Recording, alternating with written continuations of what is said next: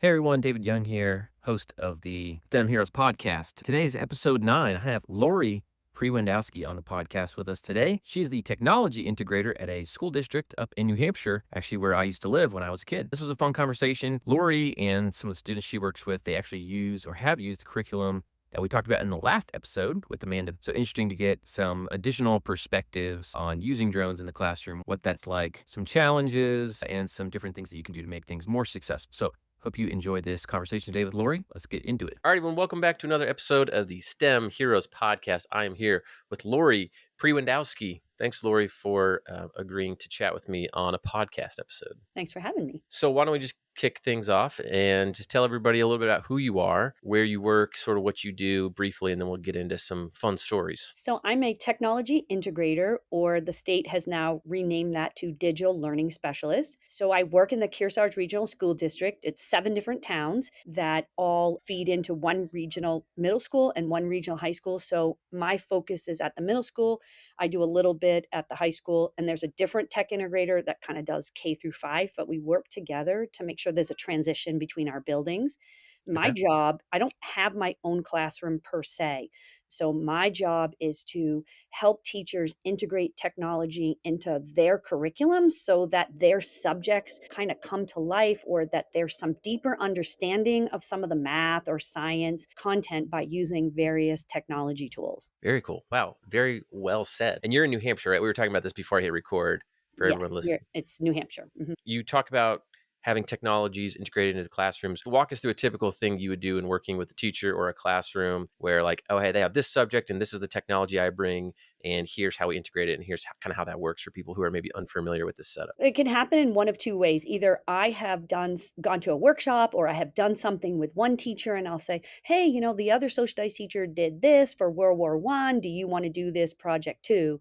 Other times teachers will come to me and they'll say, "Oh, I have this unit on World War One and it's kind of dry the way I've been doing it. Do you have some ideas that are more engaging?" But we always focus on, what are your learning targets? Like, what is it when the student is finished? Do you hope they understand better about math or science or social studies? We don't want kids just making videos for the sake of videos, or flying a drone just for the sake of flying a drone. Are you talking about airspace? Are you talking about speed and time and how they relate to each other? So we try to make sure that the technology is not something that is just out of context of what the actual subject is. Hmm. So after that connection is made, the teacher and I will sit down and we'll kind of plan the lesson. I have this idea. What do you think? And we want to make sure that in the end, it's something that we're both comfortable with, because it's not like I go in and teach it and they take the day off. They are there together. The idea is that next year they'll do that lesson maybe by themselves or with less support from me, so that they keep adding to their toolkit, so that they can say, "Oh, well, I know how to do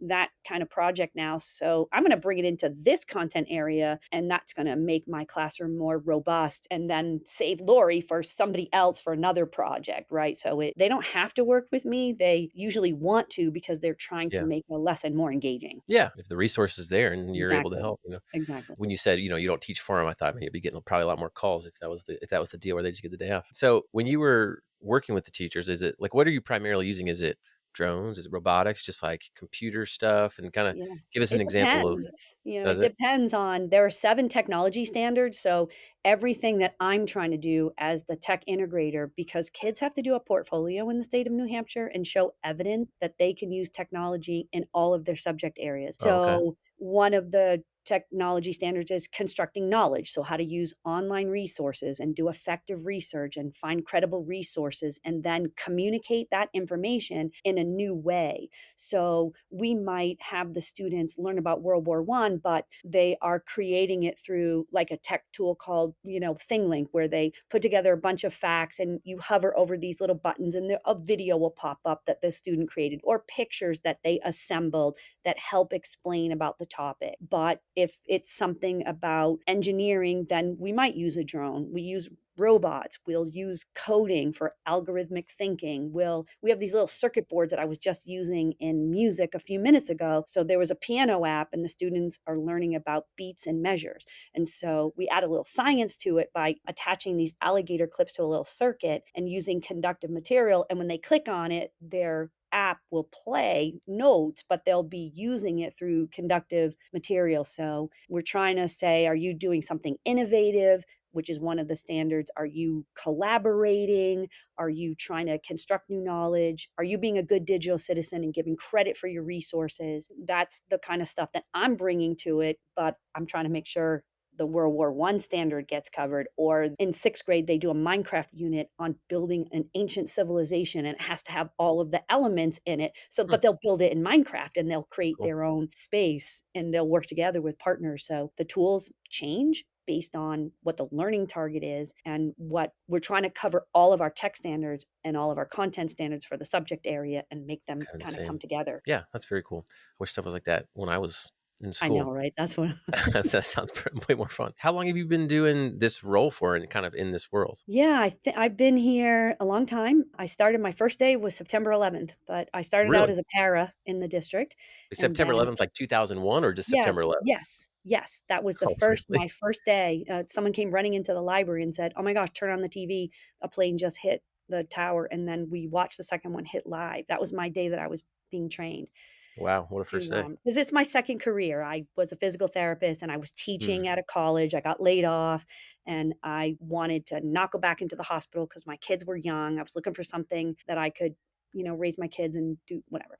And yeah. so I had volunteered at the school while my kids were there. And so I started out as a para and then I didn't know anything about technology, but I knew how to learn as being a physical Mm, therapist. So yeah, I started doing all this stuff with tech so I could help the teachers, and it turned out that I got to the point where I knew more. The tech director hired me to help teachers, and that position was created because technology was just exploding after that. But I've been in this teacher contract where doing my current thing for like 10 years or so. But I've been in the district for 20 something, kind of yeah, yeah, doing yeah, tech related things. Yeah. sure.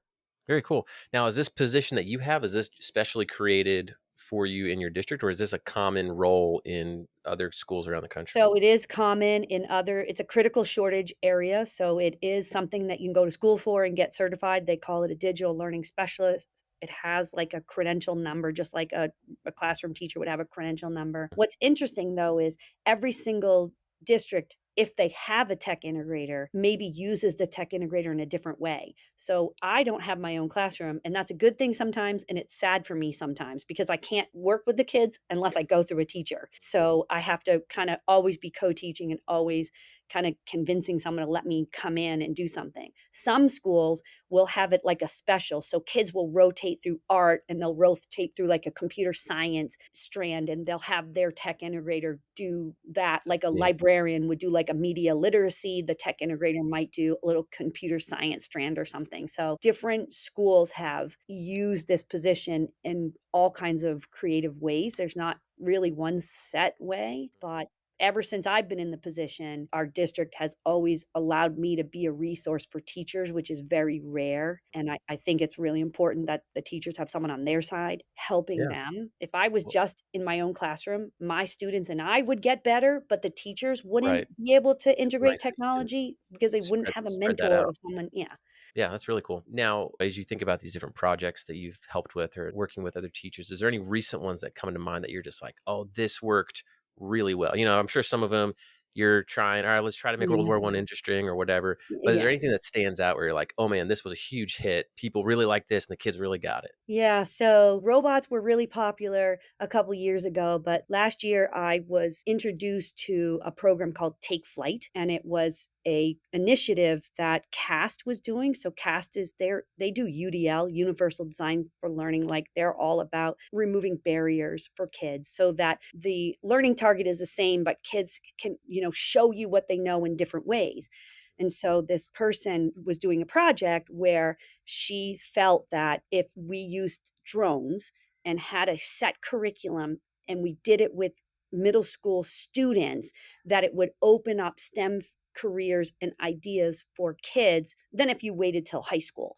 And Hmm. so they were looking for teachers to use the curriculum with kids and give feedback on the curriculum. So a seventh grade math teacher and I got involved with that last year, and it has just exploded. It is so engaging. We signed on for a second year. We have brought it into a science teacher in seventh grade. we have taken the lessons, and our assistant principal and our principal, we have this thing called WIN, which is what I need. It's 35 minutes, 4 days a week. So if you're a little bit low in math or in reading, you get some direct instruction.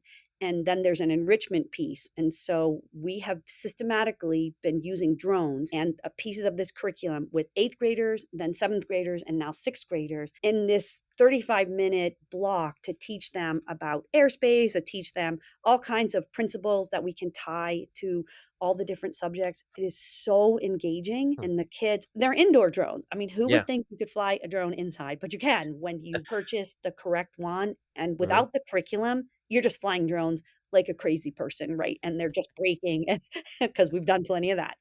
But this curriculum is really important because really for CAST, they're feeling like girls don't get comfortable in STEM careers if Mm. they're not exposed early. And so there are pieces, so this drone curriculum is for everybody, but there are pieces of the curriculum that are woven in that appeal to girls.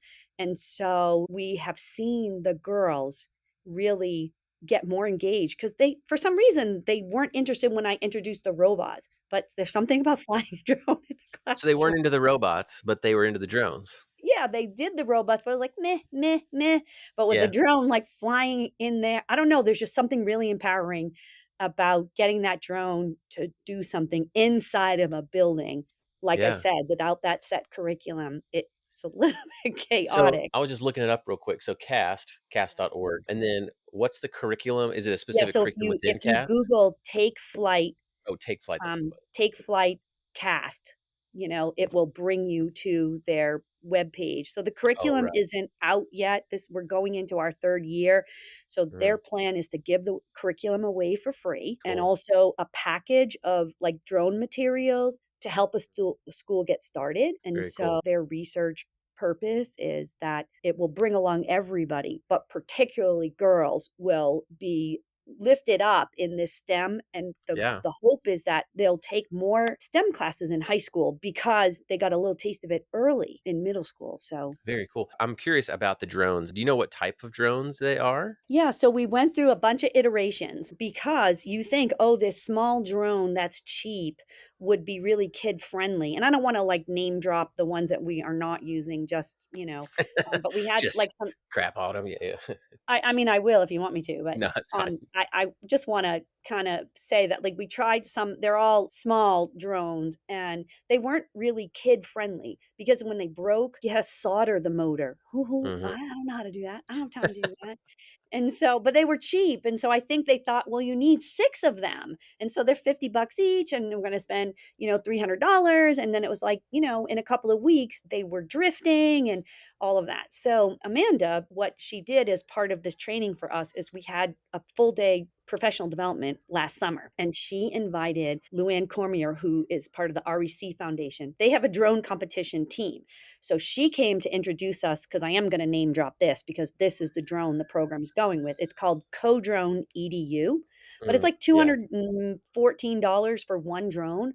However, this drone is so kid friendly. It has motors that you snap out. So when they blow a motor, which they will, because how else can you practice unless you let people fly them and they're going to crash them and they're going to break the motors? But you can buy a pack of motors and then you just snap them back in. I can almost do it with my eyes closed. It's that easy. And I don't say that lightly. Like just because I teach this doesn't mean I didn't grow up with this. I'm learning alongside the kids. Sometimes I'm like, "Can you figure this out and tell me?" Because I, you know, Yeah. so Yeah. Yeah. I think the kids like that, right? It's like no one can know everything. You have to Sure. let the kids like That's good. use Yeah. their expertise. But we ended up getting those drones through a grant. The New Hampshire DOE had a grant and we started a drone competition team. So we started with this curriculum and then we had 8 girls on our team and 8 boys, right? We had 16 kids join this year, and 3 of our 4 little mini teams are going to the national finals, flying this drone and programming this drone. And it was the curriculum that made the kids feel like I can do this and make my partner who is doing the drone, Miss McGinty, it made us feel like we could coach a team. There's so many different ways when you do something like drones that kids can have these offshoots Hmm. to find other ways to use drones in their life, like in their learning. Yeah. It's It's funny pretty you neat. mentioned that. So I think Amanda actually a few weeks ago when we were talking about doing this podcast, and she told me, "Oh, hey, if you haven't checked this out, you should check out." And she mentioned like the RoboLink co-drones. Mhm. So I went and Yes. I ordered one. I got it in like a Yeah. week ago, maybe. And I started messing with it. I've got 5 kids, and so they're like ages 10 to 9 months old. And so I use them as like my little guinea pigs. I'm like, all right, can you guys figure this out and learn it?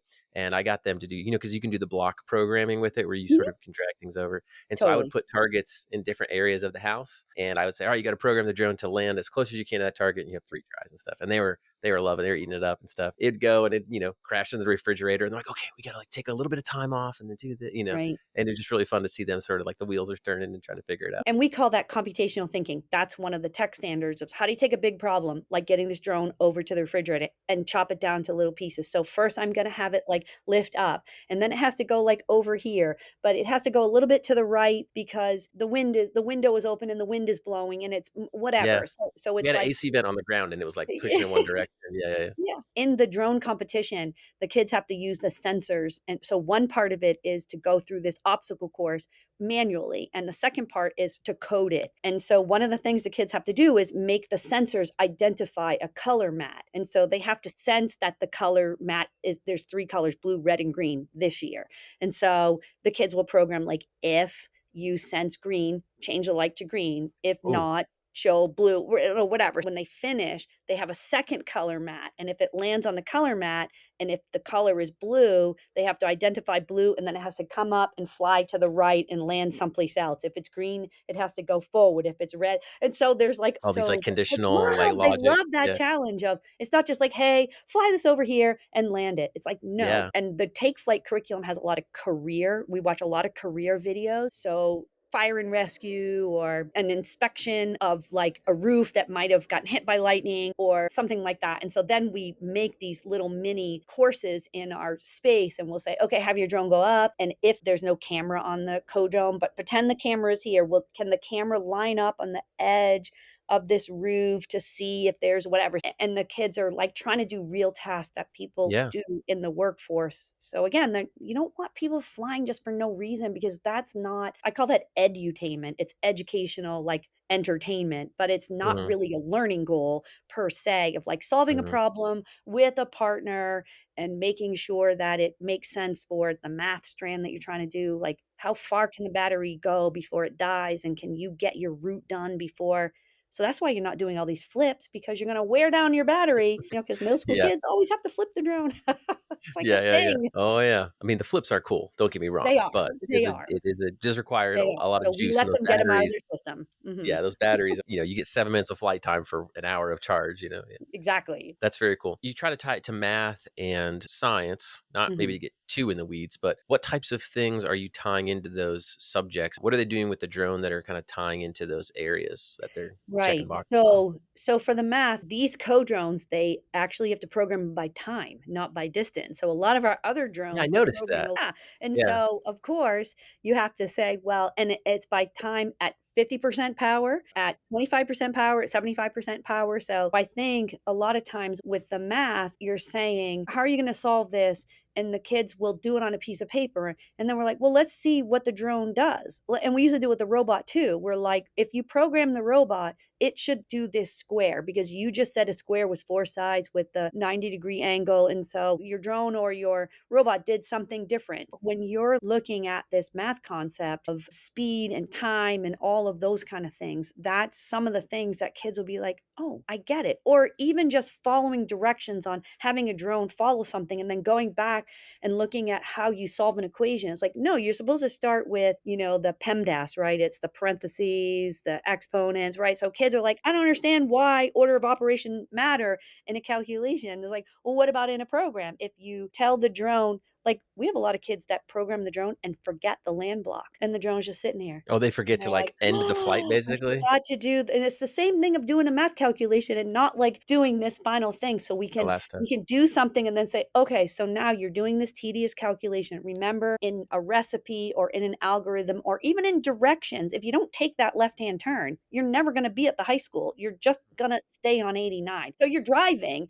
and you followed the first part, but you didn't finish. And so how does that precision, how does that working through? So it's the bigger math concepts, but we have the drones fly over, like if they were going to spray bug spray, or not bug spray, but you know what I'm trying Yeah, to like say. crops and stuff. Yeah, Crops, yeah. just And yeah. so it's like, here's this plot of land. And so, how are you going to cover this area the most methodically? Here's how you would do it if you were doing a math calculation on a piece of paper and you would draw it out. But how are you going to figure it out with like this real crop? We paid for this drone simulator. And we have the kids solve a lot of stuff in the simulator where it Very will cool. say, here are these things that you have to do. And then once they have the program in the simulator, we can just have them fly the manual drone. And so they Yeah, can see it happening. We don't have to worry about the drone crashing. yeah, And so we'll pull in all the different math from like RoboLinks has their own website, but the drone simulator has actual tasks that will make them measure things like flying around the perimeter and going over area. What's the name of the, simulator? It is called Drone What's yes. Block. Oh, drone blocks. Yeah, I'm familiar with that, Yeah, yeah. so but the it's like $500 a year, but so the Tello drones work with the drone simulator, and as part of the Take Flight program, we did get some of those drones, but there's some kind of thing where you can't use drones that have any parts made in China in 2025 or something like that, so There's also some issues with the way that in order to do the programming, they have to connect to the Wi-Fi signal of a computer, yes, and that's they where the have to code gets pair. pushed. Yes, yes, the Whereas pairing is a problem with The mhm. RoboLink connects to the controller, and then you just connect the controller to the computer, and that way it's Exactly. That is another really important thing about the RoboLinks and the Codrone is that even when you don't connect it to the computer and you are using the controller, because you can fly them manually, the Codrones, they pair by radio frequency, not by Bluetooth. And so it is a game changer for schools for all the things that you said. But what's nice with the simulator is kids can be independent and there's not like 15 drones flying around your head. yeah, And then kids yeah, will earn the right by showing the programming to us to then run 3 or 4 programs in a row once they have paired with the drone. And so you're a lot more efficient when kids are having to show you, you know, on the computer that they did it and run and they'll see the drone going up and like, "Oh, it went the wrong way." And so they can fix their yeah, code without having to stop the drone when it has smashed into the library wall because it went the wrong way because they yeah. did whatever. So, Yeah. Now, for drone blocks, is that a simulator where it's just simulating what you've programmed, or is it like you're physically manipulating like a controller? Because I know there's a lot of like those first person view drone, like drone racing simulators. Those are oh pretty yeah, popular. we have one of those Um, too that I got oh, from do the you? Civil Air Patrol. But yeah, to answer your question, so in the simulator, they don't drive it manually in the simulator. I don't know if you can or not. There's so many things you can do, and we are just exploring. This is our first year using it. So there's like 6 or 7 different module types. They have all kinds of tutorials, but there's one where they can go on Mars and they have these solar panels in Mars. And so the solar panels will be there and the drone will come up and you'll see like a little vapor trail, if you will, so that the teacher can tell that the student went around because the orange little trail will show us that the student did it. So they will program it, but there's one that has these rings. And so they have to keep moving the screen because the drone has to fly up and go through this ring, and then they have to get it to go through that ring. And so it's kind of, I don't want to say it's like VR, but the kids are like, they have the You're in a program 3D as they're watching. space. Yes, they're trying to, you know, manipulate that space. I think they program it to do it through the simulator, that drone blocks, but they make a lot of mistakes that nobody has to know they made that you would know if they were flying the drone. And I think that's safer for kids' self-esteem, right? To do it in the Yeah, simulator because nobody yeah, has to know that you made a stupid mistake right. and You're not did it afraid to of the being left, embarrassed. you know, like that can be at Yeah. middle school kids Wait, middle can. school kids laugh at each other and make fun of each other? I've never heard of that. Sure, right, and I think especially for girls, if you're thinking about anything that's gonna make a girl even be less inclined is I think the simulator helps them because I don't know that they've made the mistake. They fix it on their computer because they can see it went the wrong way, then by the time they do it on the drone, but if I said, "Here, let's do this in the drone," it went the wrong way, like, all the kids would know they did it wrong. Yeah, and they might be afraid to actually like There's take a action. safety thing for the drone, but also for people, you know, for the kids, whatever. Some kids don't Yeah. care. make mistakes all Yeah. the time. Tell me about the FPV Oh racing my drone goodness. simulator you got from Civil Air Patrol. Yes. So because of the drone competitions, all these things in STEM, I think you meet this person who then tells you this cool thing. And then all of a sudden you're like over here. So we started out with the take flight, then we joined the drone competition. We went to a competition in Vermont. And the people who hosted the competition had all the Vermont, not all, but they had a bunch of people from the Civil Air Patrol.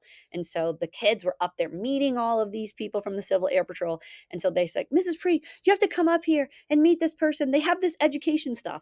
So basically, I joined the Civil Air Patrol education piece, and you can write like a little proposal for a STEM kit. So I said, well, I want an indoor quadcopter. So they sent me two. It's a little drone and it's got a controller and it has a camera on it, but the kids will wear The the first goggles. person view goggles. And so at Yeah. first, the kid is not supposed to wear them. The partner's supposed to wear them. So we made this little accident scene up high on a shelf in the library. Okay. We put a bunch of Lego people.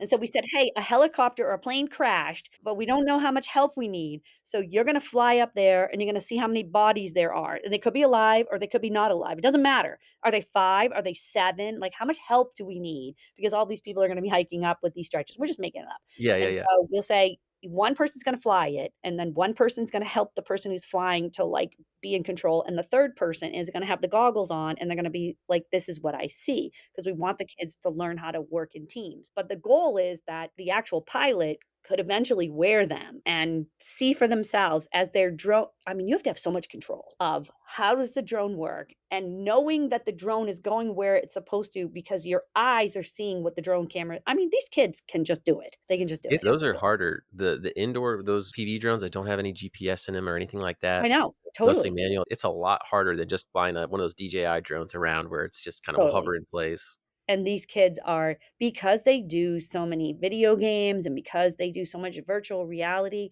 I can't do it, but they can do it. And I think in the future, these kinds of skills that sometimes people kind of poo poo them, kids are going to be doing things in like not just fighter jets, but they're going to be doing surgery. They're going to be using like joysticks. They're going to be using like this headset to like solve really important problems because they practice. And even though when they were practicing, they were doing it for maybe school, but maybe just a fun after school club where they're just playing around. But it's going to come together, I think for some useful things that are going to solve problems. Yeah. And I think I try to tell the teachers, I know you feel like your standards should be met in this way that feels like this traditional way, but the workforce is different. And so don't Yeah. forget that kids have to be able to put together, even like when you're thinking about like a math thing like the Pythagorean theorem, like can they apply it when they have to like fly? And the kids will be like, I don't even understand what you're asking me to do. But then when you show them the math, they're like,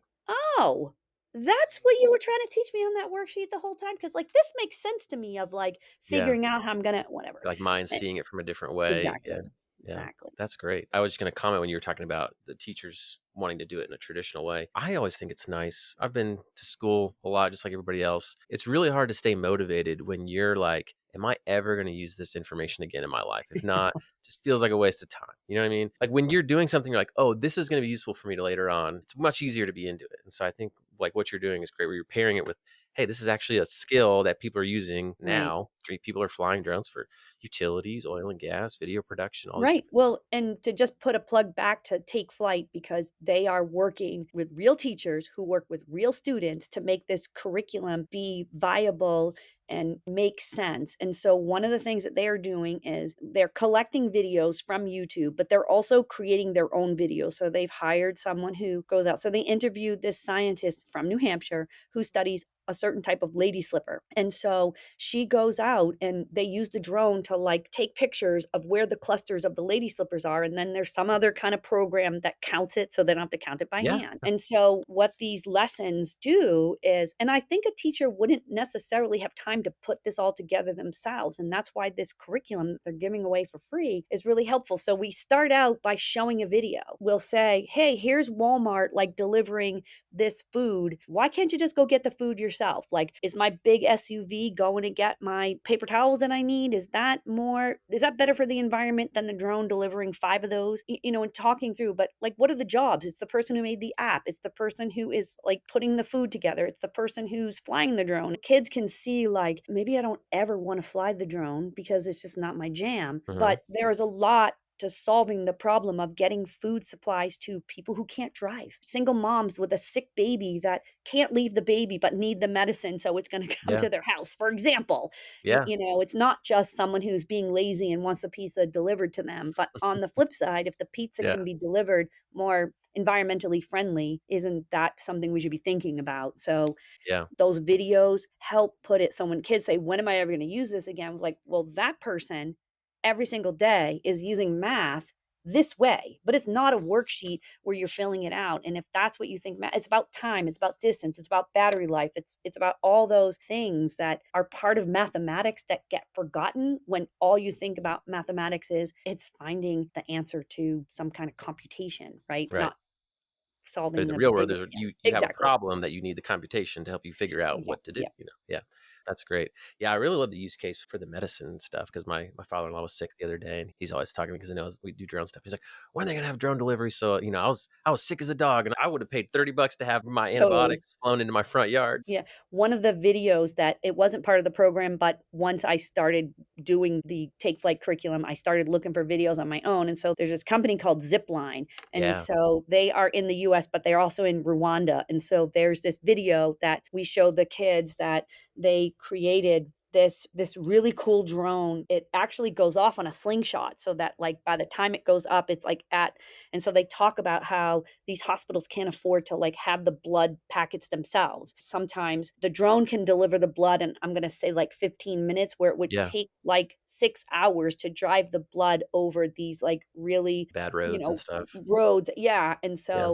so they were in the video, they say, "When we went to our government, they're not gonna approve delivering pizza. They're Yeah. gonna let us do this." So they have this really amazing system. They started out with, like, the drone was caught with a fish hook when it came back, and it landed on this big, like, mat, like Oh, when you yeah. do, like, the pole vault, and Was then this they the, got it more sophisticated, and we talked to the kids about, like, "Look at what they're doing. They're, like, perfecting mhm, their." And it's like, what are iterating. we doing in the United States? Like, do we have to worry about blood being delivered? I'm not saying pizza is more in Yeah. our interest, but, you're Yeah. you're saying, like, what are the needs in the different areas and who's working on the technology to help people? I think the kids kinda see, like, "Ah, that's the kind of project I wanna work on," right? Yeah, and then for those listening, I think are you referring to the Mark Rober video? Is that the guy who created that, I think? The zipline video? So is he the guy that does, like, he used to be a NASA person Yeah. and he does, like, Yes, a yes. toy thing? Yeah.